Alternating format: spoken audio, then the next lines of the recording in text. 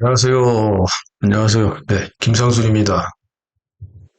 차이나 제이뉴스 450번째는 중공의 이중잣대, 6호 태풍 위파의 위력은 과장하고 후유증과 피해는 또 축소를 하고요. 남이 나라 피해만 부각하는 중공의 졸렬한 태도에 대한 내용을 전합니다.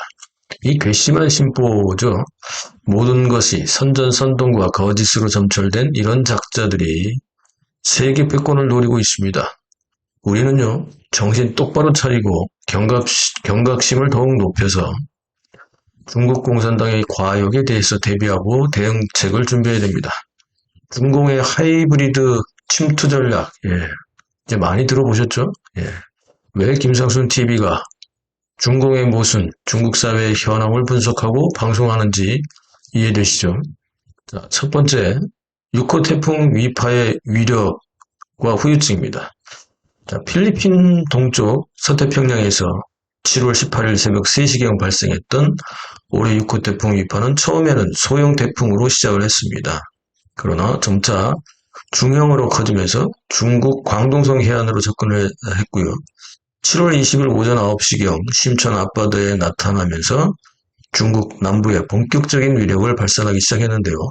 이미 이 내용은 말씀을 드렸죠. 자, 태풍의 위력은 시간당 약 10에서 15km 정도의 속도로 중국의 동남부 해안을 따라 움직이면서 이 지역에 많은 폭우와 강풍 피해를 양산했고요.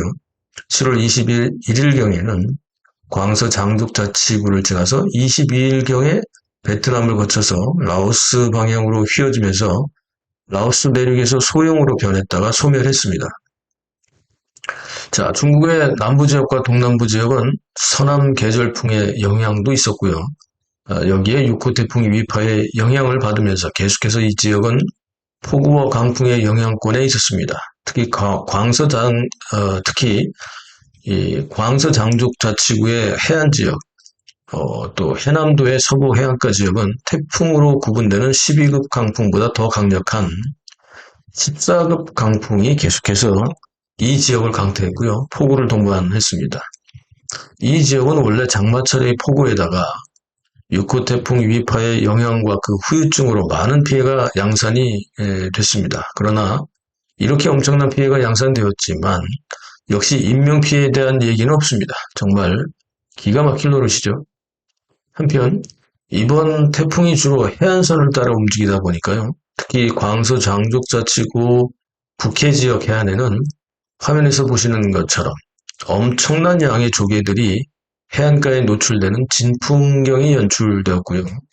현지 주민들은 이런 경우는 처음이라면서 주워도 다 줍지 못할 정도로 조개 풍년이라며 조개 줍기에 오히려 신바람이 났습니다. 정말 차이나 진풍경이 따로 없죠.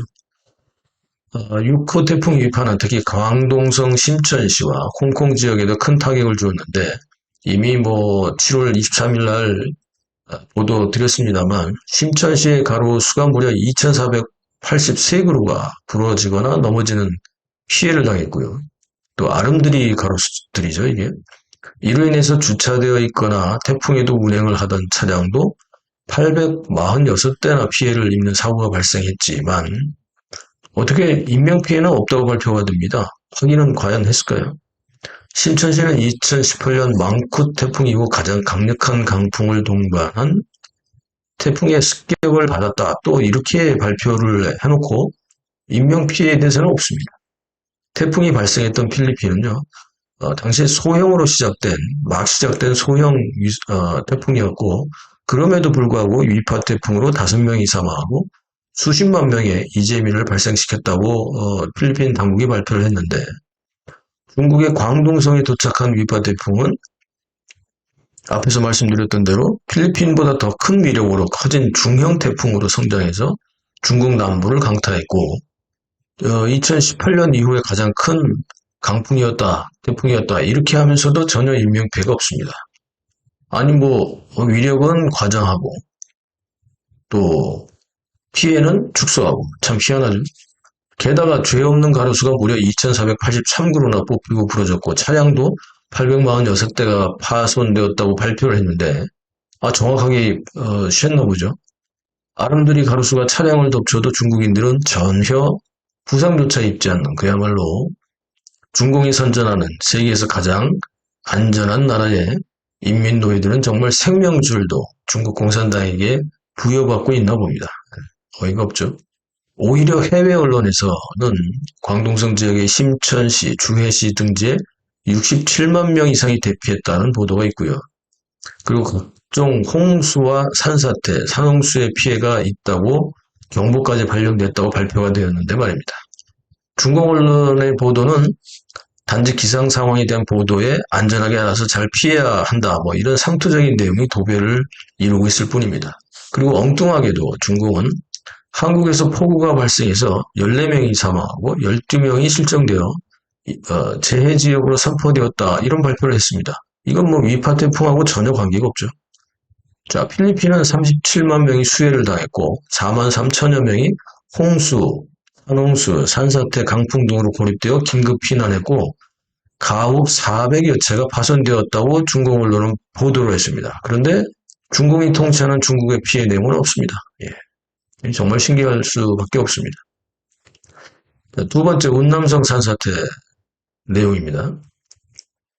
이 6호 태풍 인파가 6월 20일부터 22일 사이에 중국의 남해안 지역을 휩쓸고 지나간 뒤에 23일에는 베트남, 라오스로 넘어갔지만 중국의 남부 지역에는 계속되던 내륙의 폭우 홍수의 영향에 추가로 6호 태풍 위파의 영향이 겹치면서 엎친 데 덮친 격으로 폭우 홍수 후유증이 나타나고 있는데요. 특히 운남성에서는 태풍이 직접적으로 지나간 지역은 아니지만 그러나 지난 7월 23일과 24일 사이에 산악지역 도로가 산사태로 쓸려 내려가면서 산사태가 발생을 했습니다. 물론 인명피해는 없고 상세한 내용 보도도 없습니다. 단지 운남성의 위신현에서 대규모의 산사태가 발생해서 도로가 절단되고 주민들이 대피했다는 내용밖에 없습니다. 근데 이것도 인터넷에 올라온 내용을 나중에 보도한 일부 언급한 내용에 불과하고요.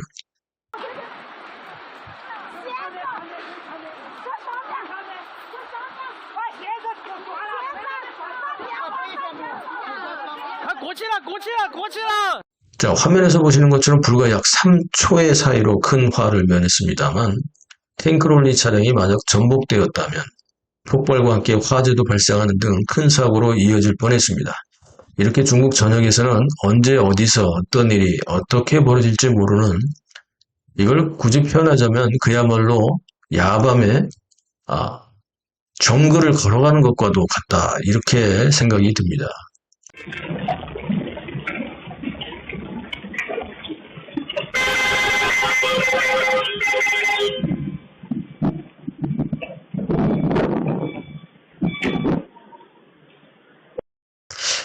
요즘 폭염에도 불구하고 밖에서 어쩔 수 없이 제가 또 활동을 좀 하다 보니까